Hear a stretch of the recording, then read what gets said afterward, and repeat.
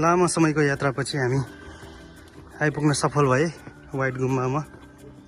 यहाँ पोखरा बजार देख्न सक्नुहुन्छ। फेवाताल त्यहाँ माथिबाट अझ बवाल दृश्य देख्न सक्ने छ। अहिले चाहिँ हाम्रो पैदल यात्रा चलिरहेछ।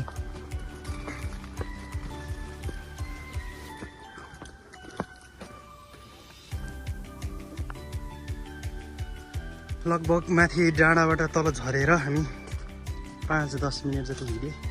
अझै 5 मिनटको बाटो होला। पुरै जङ्गलको बाटो रहेछ माथि स्तूपा जान।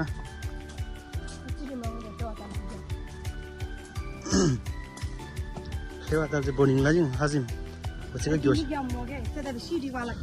तुलनाङ ल त्यही हाइकिङ ला सब नेट भन्ने भाइ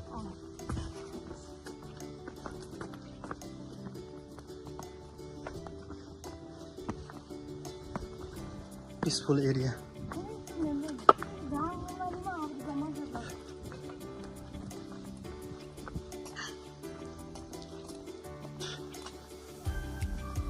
ठ्याक्कै जाउँ ठ्याक्कै नै ल आइपुग्यो यही माथि रहेछ। ल अब 10 मिटर बाँकी।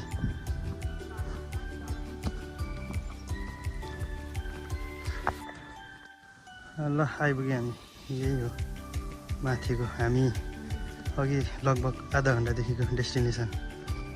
Finally we are reached, we are अराइभ्ड।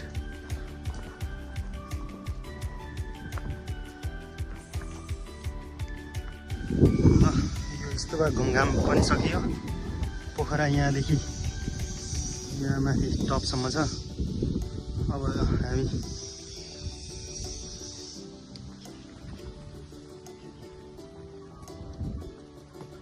Opposite भयो नि त यता। अब आउँछ ल, अब आएगा मजा। अब हामी माथि खुम्तीकोट शिवको मूर्तिबाट ठाउँमा जानेछौँ।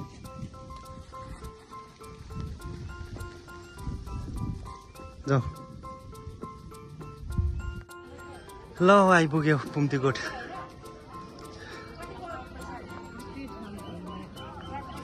खुम्तीकोट आइपुग्यो। अनि सबैलाई सला गरिन्छ सु मुजरे ताही मुजदाही फेवाताल नि देखिन्छ दामी तरिकाले। यो पछिको हाम्रो यात्रा यहाँ सारङकोट हुनेछ।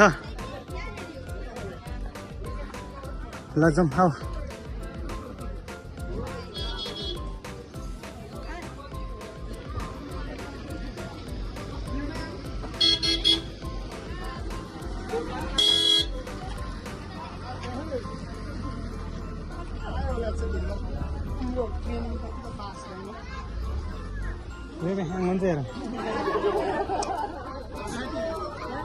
जाऊ जाऊ जाऊ।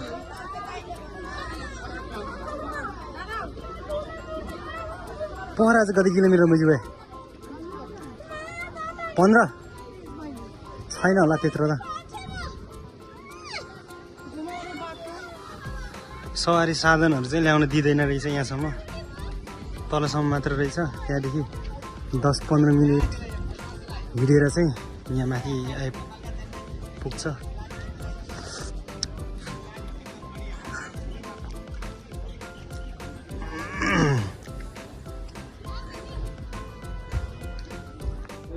शिवको टाउको शिर यहाँसम्म।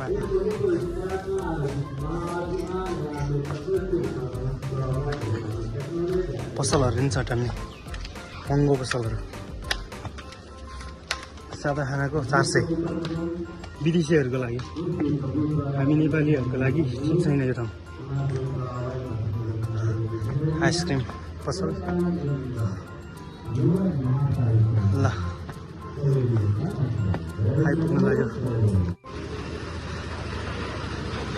गाग्री छ यहाँ, ठुलो गाग्री। यो प्रवेशद्वार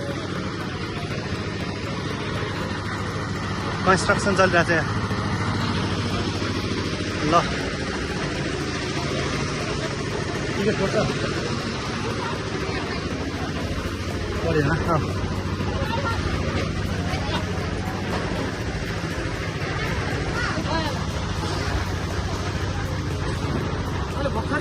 सामने असिस्ट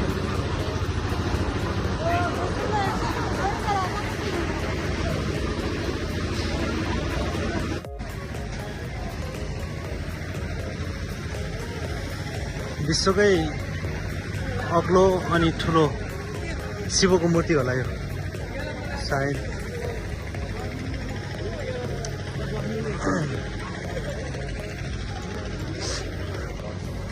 हिमालहरू पनि देखिन्थ्यो, आज छैन, सब बादलले छेकिया छ। अन्नपूर्ण, माछापुच्छ्रे, धौलागिरी सबै हिमाल देखिन्थ्यो अरू बेला, आज कुनै देखेको छैन। ए डमरू नि रहेछ ल, यहाँ ठुलो डमरू नि छ, शिवको डमरू, शिवको डमरू पनि छ यहाँ।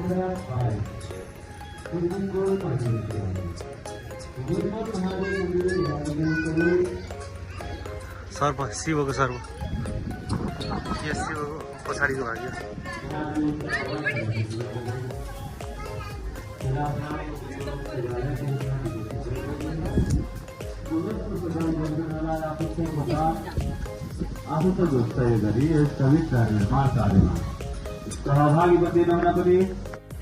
पोखरा बजार अघि हामी यहाँ यो वाइट गुम्बाबाट आएको, लगभग यति छ बाटो, त्यहाँदेखि 15-17 किलोमिटर होला सायद।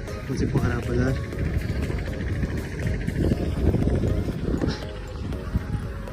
हाय हाय